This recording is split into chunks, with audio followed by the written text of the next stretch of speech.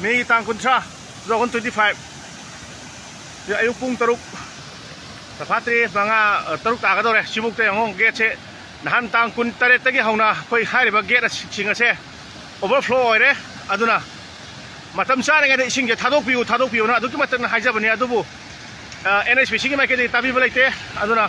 haujiti ngo aduki matik ising se kayamu yamna overflow oire ge habu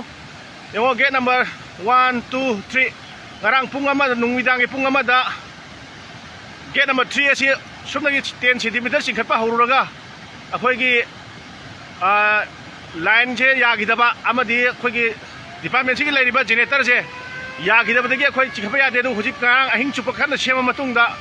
hujik che akhoi sema loytuna gate singe makhata na chingkhara nabagi damakta akhoi hujik silent khongba hore ado makhata ba update on pijara ke hujik ke ngo adukapati akan mo na overflow ore hujik lairiba se 769.82 yaure abistinda masi thok tarmak da matam sa ga gate se ahen machine ke thadok piona haijabani adu tabi balaite ash loi ne hey sli sa khoi gari ju yao re ne khoi gari ju yao re I love long my toy thế ai Turel ni sing hindi chau re he ajare ni sire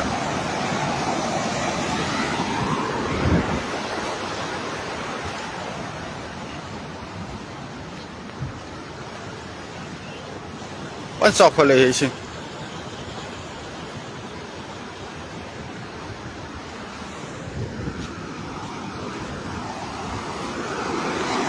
ngasi ke tar param chau ni ha